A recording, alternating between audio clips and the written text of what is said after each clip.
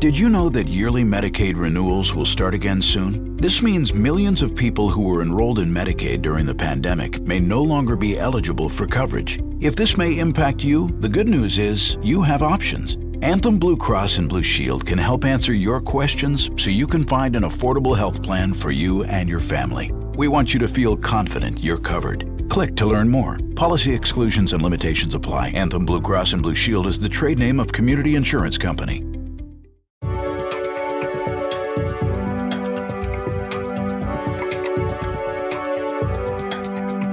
I need a new, I'm overdue for an eye exam, and so I have to go do it. My eyes got really bad this year, like last 4 or 5 months, like it got really bad. Like my eyes have always been bad, and I had LASIK, and then LASIK's not going to be perfect forever, right? So then I still need glasses, but it's not nearly as bad as it was before I got the LASIK. So.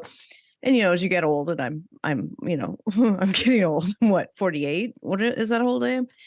48. So my eyes are going to go, right? And they went from what they were to my reading glasses ability. It went from, well, okay, when I'm sitting down at the computer, I need computer glasses. Let me read it. I went from that to I need a pair of reading glasses on every level of the house plus my purse. Oh, yeah.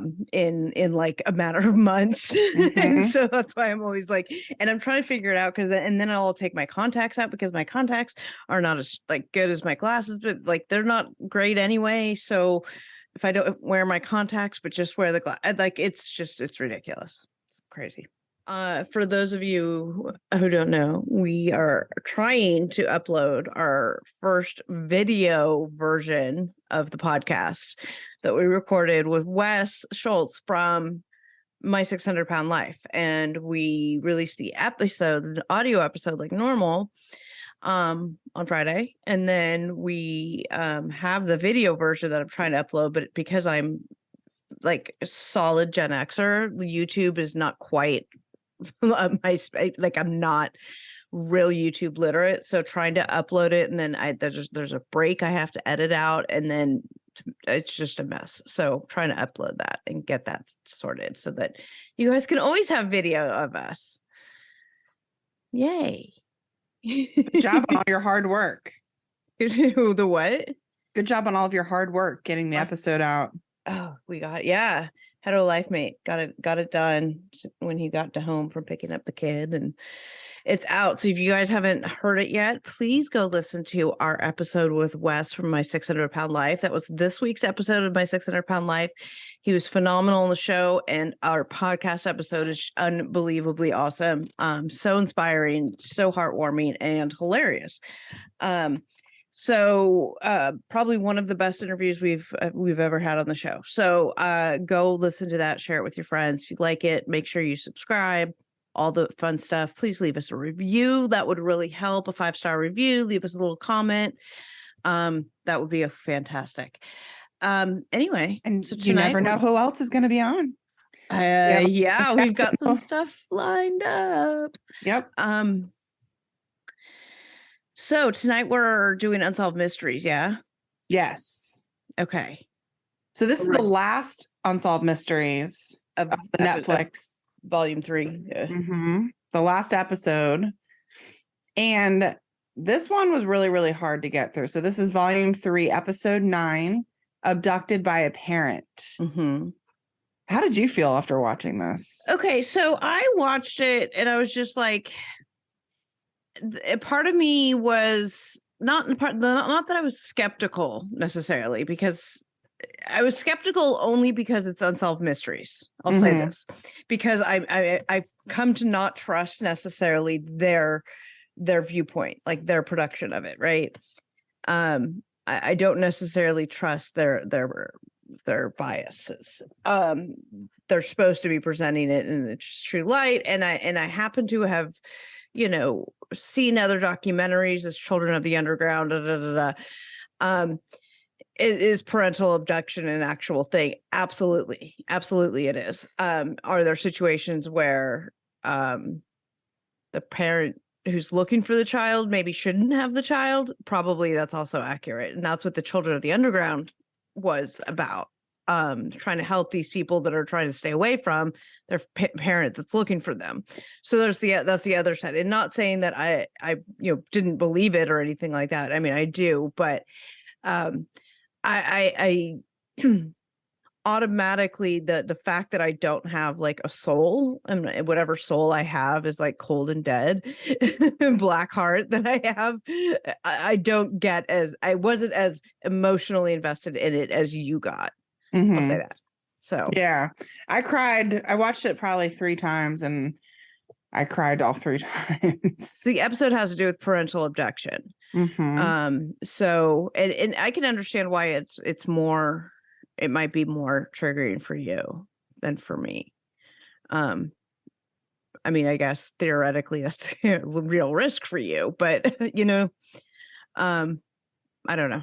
No, it's not a risk for me. No worries. Far from that.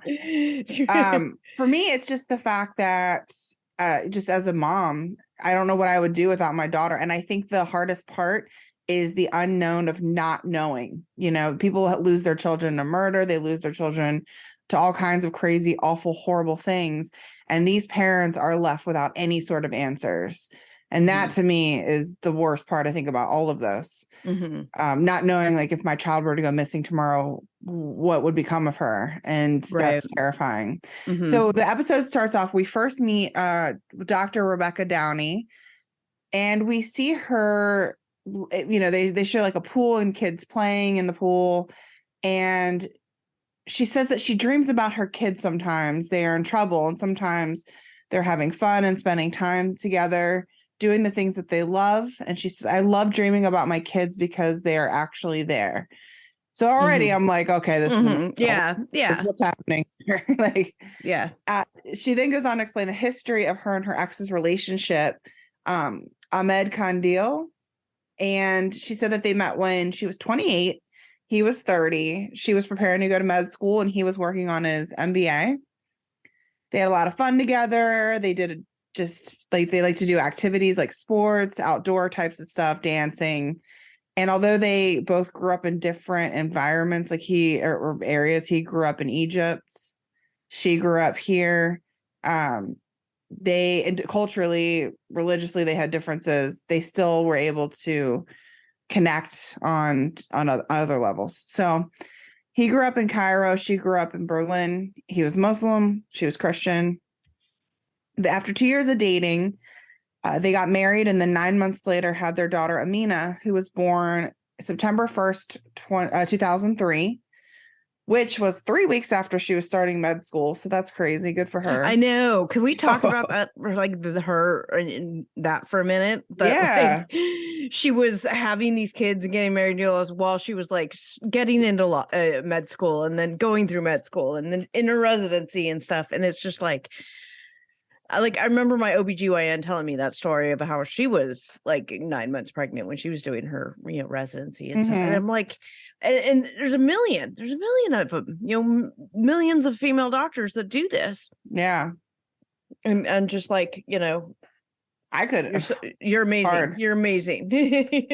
Yeah. My family law attorney said she strapped her newborn to her when she went to law school and just brought her in the University of Maryland. I know. I remember my girlfriend was she was hoping she wasn't going to go into labor during her finals.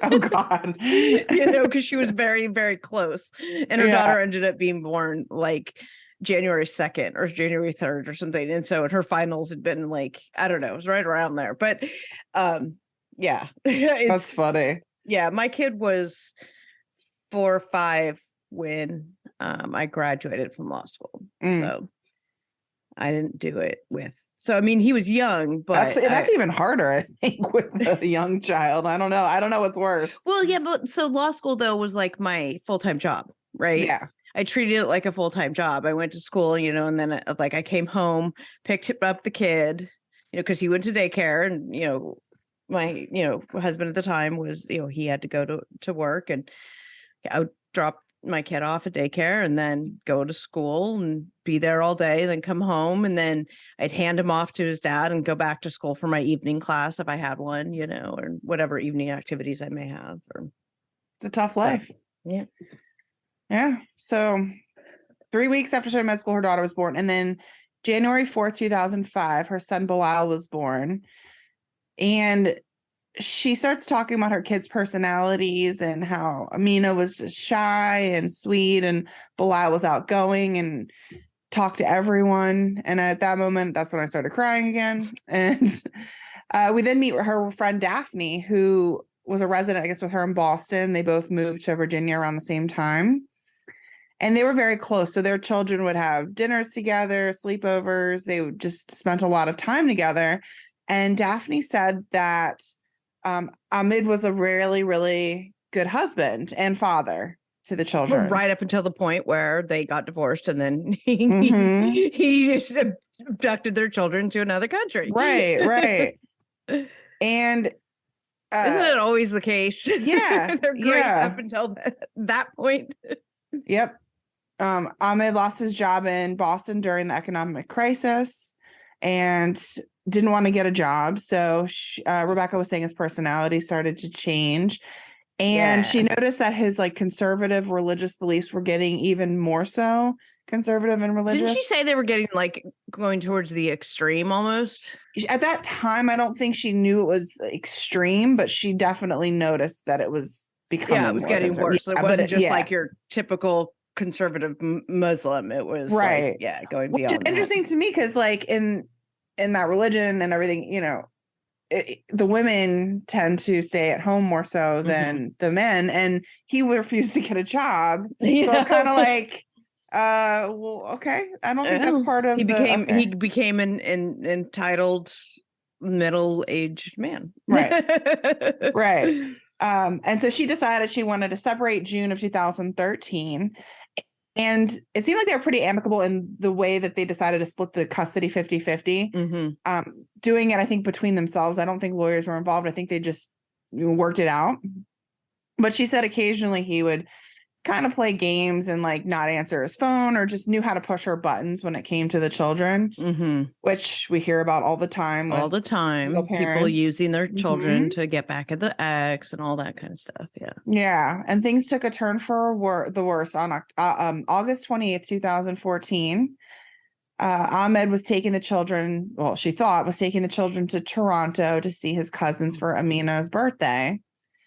And she said her son kind of just ran away into the car, and her daughter gave her 2 kisses, and she's just like normal, you're going to see him again soon, all right, you're going up to, there's never been an issue before. Why would there be now? Why would you suddenly think right? And I'll see you. We'll celebrate your birthday when you get back. See you soon. Love you. Whatever. And that was the last time she saw her children. Turns out, he didn't actually go to Toronto. They found out. Shocker. So that was August 28th. On the 29th, she texted Ahmed to confirm that he would be back on September 1st. On September 1st, she tried calling him. He never picked up. She then tried calling hospitals in Toronto and thought, hey, this was just another passive aggressive move on his part, not allowing her to speak to her daughter on her birthday. So she kind of brushed it off at that time. But when it got really upsetting and strange was on September 2nd. Her kids were supposed to go back to school. So, of course, Rebecca calls the school and her children aren't there. And that's when the panic kind of set in and she became angry. So Rebecca's an anesthesiologist and she worked at a clinic that was really busy and she couldn't just leave. But she eventually called Ahmed's father in Egypt. And he said, I have no idea what you're talking about. Sure. Yeah, of course. Sure, you don't. Just protect my son and whatever his plans are. The patriarchal. Yeah. You got to protect your boy. Of course you would. Of course. But as a mom, she knew that was a warning sign. I mean, she's an intellectual and she's a mom. So that didn't sit right with her.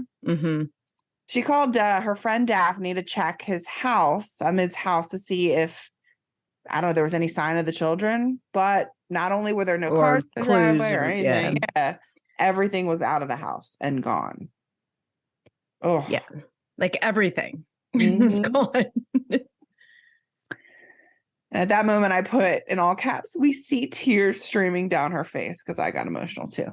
Yeah. Yeah. I mean, at that point, you're like, I mean, everything just like the bottom drops out, right? Then you realize like it all hits you about the extent of what's happening and how, how much planning must have gone into it and stuff. And if it were a movie, you would have that like flashback of like everything that would have, as the person's realizing it, the scenes of all of the things. Can you imagine if he planned out getting a job as hard as he planned kidnapping his kids? I'm serious. Like, I know. He's not stupid. Like, what is he doing? So decided he was he was hanging out with those frat boy finance guys in New York too much. Yeah, maybe. And, when they all lost their jobs in 2000, whatever, 8. It was like 8, yeah. 2008. It was right when I was graduating from law school, because that's when I missed college. Oh, so yeah. I missed, like, it was like I'd already gotten my job secure and then the bottom fell out. So oof. Thank God. Yeah. Yeah. I'd already secured my position. Thank God. Right. Oh. Yeah.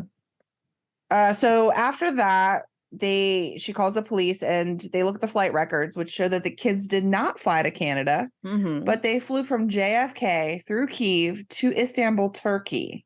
So now she's shocked and panicking even more. And it's a region in Turkey that is really close to Syria, which I think is important as well, because it could include Syria, and Syria is sort of a different ballgame as far country-wise, We'll be right back. Did you know that 30 million women are impacted by weakened or thinning hair? If you're among them, know that you're not alone and that there is a solution that you can trust to deliver results. Millions of Americans experience thinning hair. It's more than common. It's actually normal, but it's not openly talked about, especially among us women. Going through it can feel lonely and frustrating, but it's time to change that conversation and join the thousands of women who are already standing up for their strands with Nutrafol. Nutrafol is the #1 dermatologist recommended hair growth supplement, clinically shown to improve your hair growth, thickness, and visible scalp coverage. Nutrafol supports healthy hair growth from within by targeting the 5 root causes of thinning: stress, hormones, environment, nutrition, and metabolism through whole body health. Nutrafol has 3 unique formulas to support women through all stages of life, including postpartum and menopause. Each formula is physician formulated using natural, drug-free, medical-grade ingredients in consistently effective dosages so you get the most reliable results. In a clinical study, 86% of women reported improved hair growth after 6 months. Over 3,000 top doctors and stylists have recommended Nutrafol as an effective and high-quality solution for healthier hair. You can grow thicker, healthier hair and support our show by going to Nutrafol.com and entering the promo code FRAUD to save $15 off your first month's subscription. This is their best offer anywhere, and it's only available to U.S. customers for a limited time. Plus, free shipping on every order. Get $15 off at Nutrafol.com, spelled Nutrafol.com, promo code FRAUD. Hey everyone, welcome. You know that watch that stopped telling time? Or that ring that doesn't quite fit anymore? Or how about that clasp that has broken off of your favorite necklace? It's time to fix that with Quick Jewelry Repairs. They're an easy and safe mail-in repair service with jewelers and watchmakers that have over 40 years of experience. And with a 30-day guarantee and transparent upfront pricing, it's easy to see why they're trusted by thousands across the country. To place your order today, visit quickjewelryrepairs.com and use the promo code PODCAST for 15% off of your order. So let's talk about how it works. Quick Jewelry Repairs is a mail-in repair service trusted by thousands all across the country. Your jewelry and watches are in safe hands while in transit and on premises with available shipping insurance for every package and insured by Lloyd's of London. Our jewelers and watchmakers have over 40 years of industry experience with transparent and upfront pricing. There is no haggling and prices are very clear. Our services are guaranteed. We stand behind our craftsmanship with a 30-day guarantee. There's easy online ordering with customer support on standby. You can browse our menu of repair services, and our team is available to answer any questions about your next jewelry project. To place your order today, visit quickjewelryrepairs.com and use the promo code PODCAST for 15% off of your order. I'm back. So in September 2014, the FBI become involved. And of course, a federal arrest warrant is issued. Mm-hmm. And the FBI agents decide to obviously look at his financial records to see if they would lead to any sort of clues as to where he could be or what he would be doing. Mm-hmm. What Rebecca did find out in that investigation was that he spent a lot of money going to a survivalist camp before leading up to his, disappearance and kidnapping. And he also learned how to shoot guns, which wasn't his thing. She said he was never really into guns. So that was fairly alarming. This all to me sounds like a soft way of saying, like a dog whistly almost way of saying he went to like whatever, like the jihad boot camp type things, Mm-hmm. the indoctrination, extremism doctrination that happens. Yeah. That's what it sounds like. It sounds like a nice way of saying that. A survivalist camp and learning to shoot guns, like that's all the stuff that those guys do, Yeah, definitely. In some cases teach them to fly planes, Right. And so then the FBI knew at that point that he had a plan before he left the country. Right. And so what was interesting is Amina's iPad was used to check her email in December 2014. And that's when they located the IP address to the Rinhali, which was close to the city close to in Turkey, close to Syria. Yeah. So that at least pinpoints a location as to where they could potentially be. And Rebecca's thinking, well, he probably joined a terrorist group. That's most likely what's going on. Yeah. And she hired 3 private investigators, contacted her congressman and senator to try to help her locate her children, making a webpage, doing everything she can in her power to locate her children. So then we fast forward a year. So it's September 2015. When she receives this email, just wanted to let you know that they are well and doing great. We live on a small farm and they are loving it. They got all kinds of animals and it's keeping them busy. I understand you must be angry at me, but you left me no other choice. I knew long before you for a divorce that is coming. I don't even know if that makes sense. And I was going to wait until you find a job somewhere and take full custody of them. So once they are old enough and can distinguish right from wrong, they will contact you. And at that right age, they can decide where they want to live. That's like the biggest FU. This motherfucker. Yeah. Narcissistic, blaming, gaslighting. Like, this is like, well, I knew you were going to take them. This is all basically your fault. This is all your fault. You drove me to kidnap our kids and go train with a terrorist organization and take our kids to the Middle East. Mm-hmm. So in a way, she was happy, obviously, because she knew that her kids were okay, or at least she believed that. But then what really scared her in that message was that she knew that they were being heavily influenced. Mm-hmm.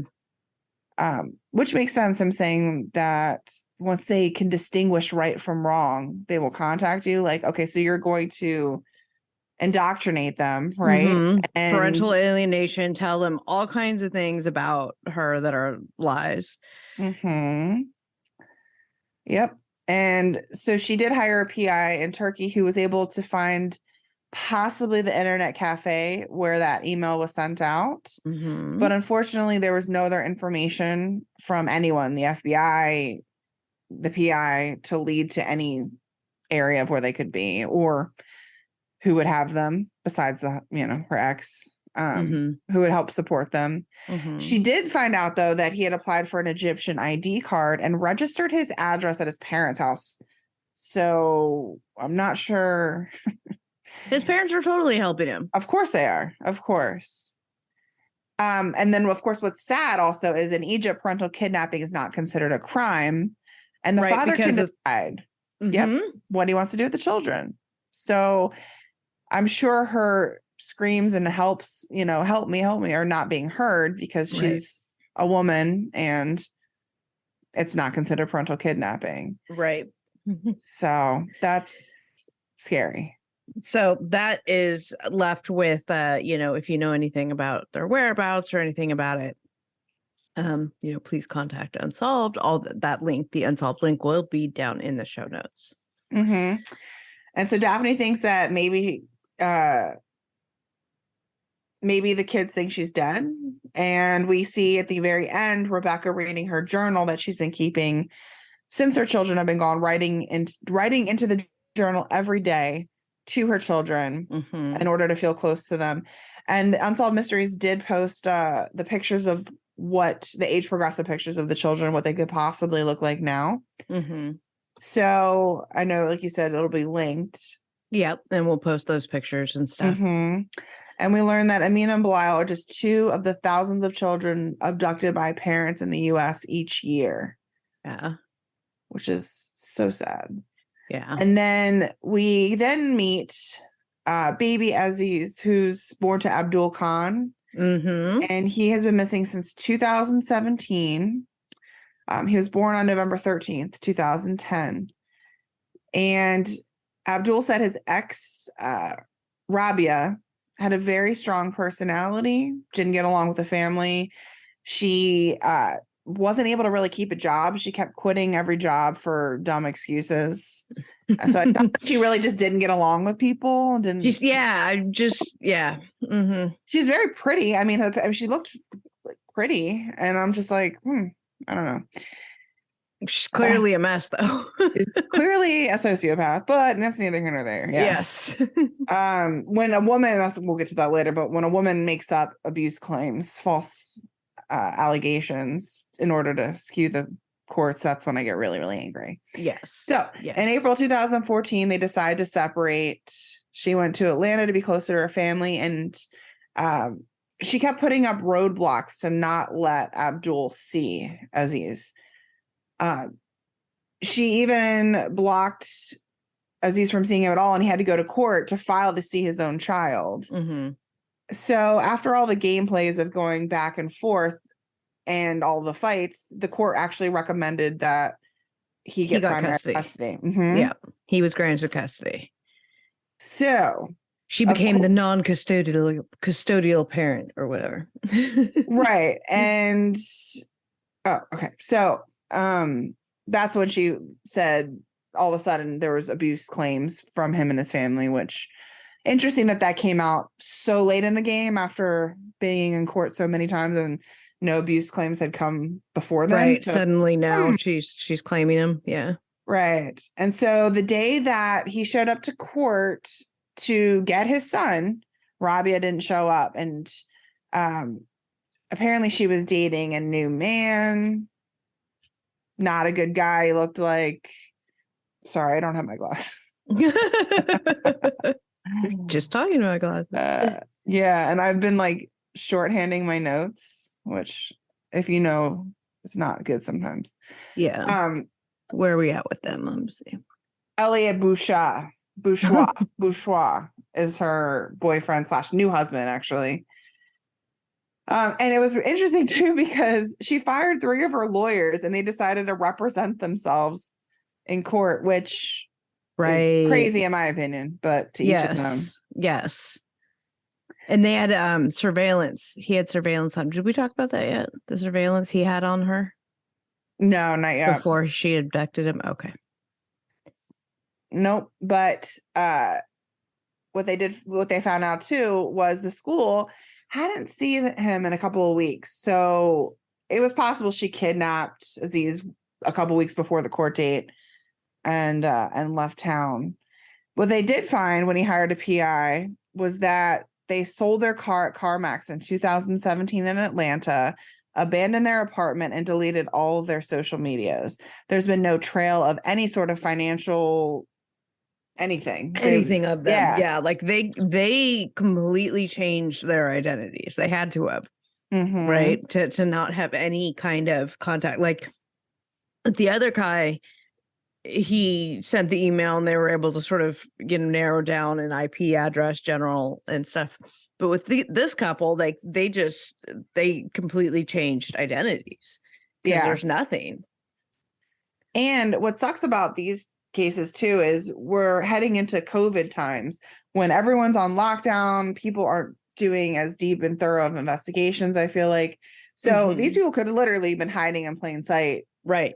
And during COVID, it was so easy to hide because, I mean, everybody, we've talked about this with other cases that, it's so easy, lockdown, everybody's locked down. No one's expecting to see anybody anywhere. And when you did venture out, you had a mask on and, maybe a hat, no one's going to know what you look like. And even now, like a lot of people aren't wearing masks, but I don't ever look at somebody in the store with a mask on and be like, why are they wearing a mask? It doesn't even, it doesn't even register. Yeah. So you could be wearing masks for the next 10 years and nobody's going to think twice about it. Nope.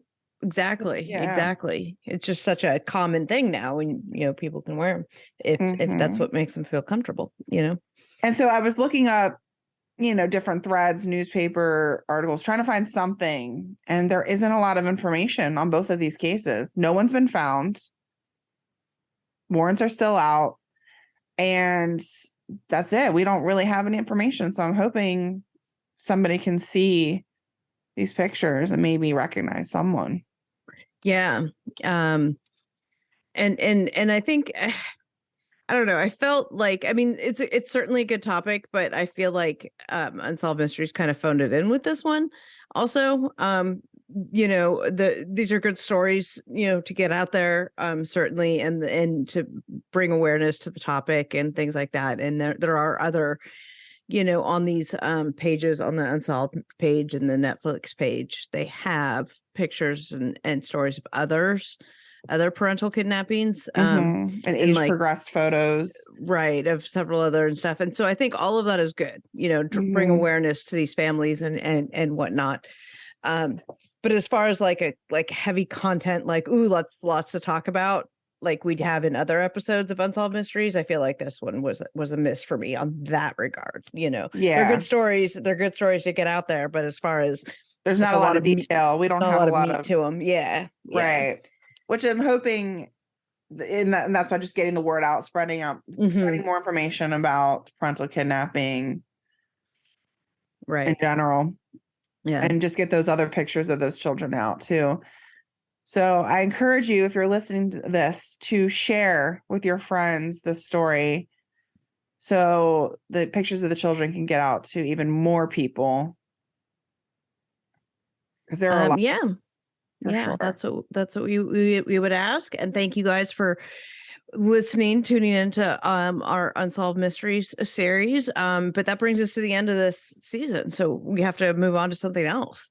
What are we gonna watch instead? Are we gonna go to another series? Or are we gonna go to another I'm down for doing documentaries rather than a series, like different full-length documentaries, or just different things like that, or like a specific series like we do here with Unsolved Mysteries, or we just line up a bunch of different mystery type episodes or documentaries or whatever. I'm down for whatever. I want to know what the people want. Yeah, I'm curious to know what the people besides the gypsies, because we'll try to do that, but we'll see if there's something we can do with gypsies. But that might be something better suited for interesting conversations with interesting people, thread of episodes that we're starting, and we're going to continue with to talk about gypsies in general and all that. That might be that would actually be a really fascinating, I think, topic for that regards. But as far as covering stories, there's always documentaries out there. A lot that we want to cover. You wanted to cover Keith Raniere trial, even though that's kind of older, NXIVM cult stuff. Yeah, I don't know about that anymore. It was interesting while I watched it, then I'm kind of like, yeah. I know we've got some coverage coming up on the Murdaugh trials, the Murdaugh murders. That's wild. Yeah. We have got criminal defense attorney coming on to discuss it. not one personally involved in the case, but brings great perspective. So we're gonna have that coming up. We've got some other great interviews lined up with some other really cool people from various reality TV areas. I got some MSNBC lockup people coming on the show. And we've got a show called Lost Island that was it on Showtime, Hulu, something like that. Didn't get a lot of fanfare, but I got someone from there lined up. We got a lot of really interesting stuff coming up, but we also want to cover, some other TV type stuff too. So let us know what you want us to cover. In the meantime, I guess we'll just keep churning out stuff on the documentaries that we are watching right now, I guess. Definitely. Yeah.